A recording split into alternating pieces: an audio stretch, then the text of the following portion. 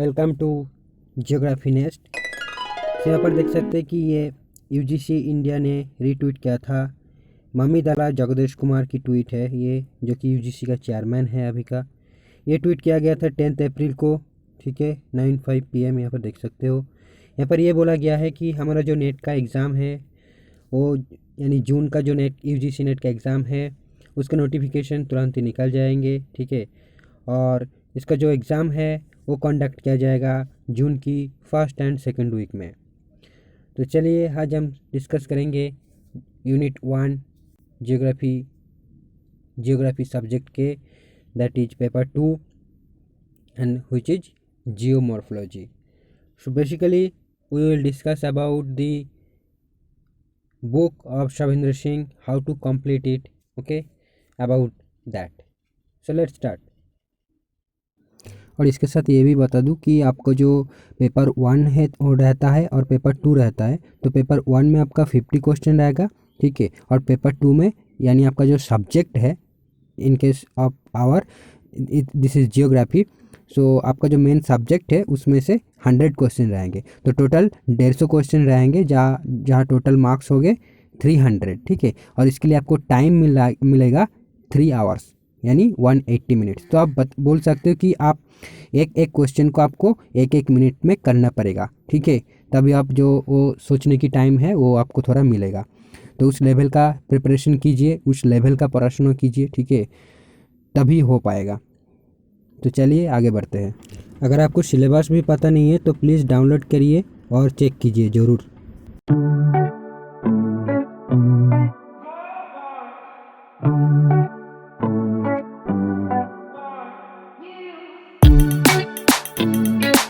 तो यहाँ पर देख सकते हो कि हमारा जो 10 यूनिट रहेगा, ठीक है, ज्योग्राफी में, उसमें से उसका फर्स्ट यूनिट है जियोमॉर्फोलॉजी। तो हम अब देखेंगे कि जियोमॉर्फोलॉजी का सिलेबस क्या है, ठीक है, जस्ट अ स्क्रीनशॉट।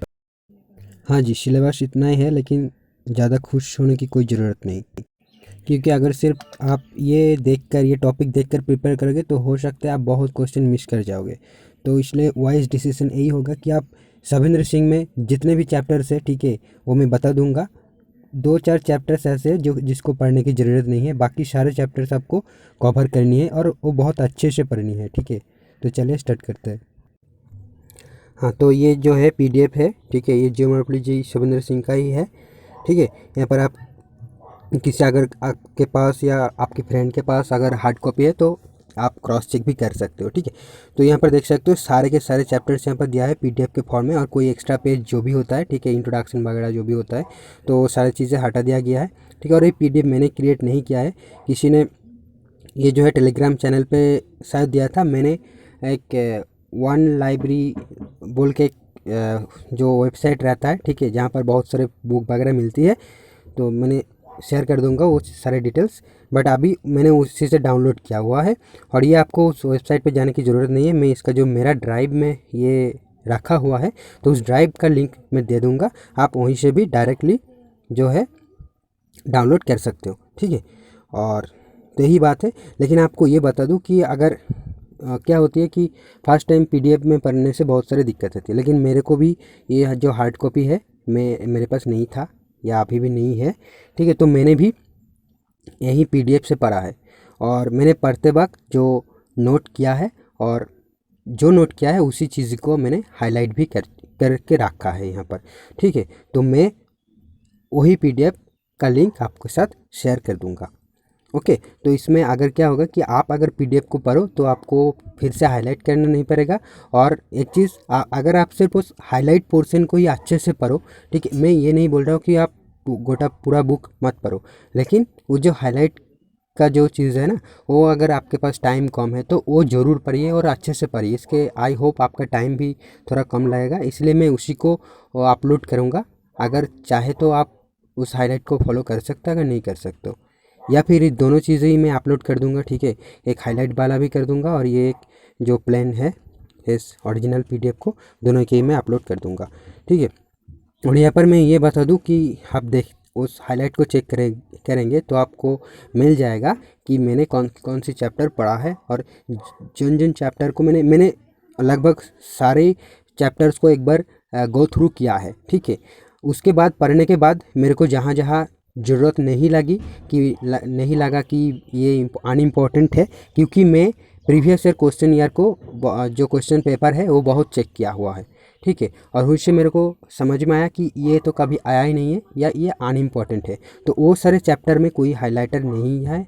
लगभग आपको सभी चैप्टर्स में 2-1 लाइनें तो मिल ही जाएंगे, लेकिन आप फिर भी मैं आपको बता देती हूँ कि ये जो लास्ट का जो चैप्टर्स है, जैसे कि ये आपका हो गया climate change and quaternary geomorphology, ठीक है, anthropogenic geomorphology, applied geomorphology, regional geomorphology, यहाँ तक इस 4 चैप्टर को आपको उतनी अच्छे से पढ़ने की ज़रूरत नहीं है। बट हाँ, कुछ ऐसे पैराग्राफ्स है जहाँ पर कुछ थ्योरीज है, कुछ बुक्स का नेम है, ठीक है, तो वो आ जाती है, वो बहुत इंपॉर्टेंट है। और वो सारे चीज़ जहाँ जहाँ है वही चीज़ हाईलाइट करके मैंने उस PDF में मतलब हाईलाइट किया हुआ है ऑलरेडी, तो आप सिर्फ उतना पढ़ सकते हो।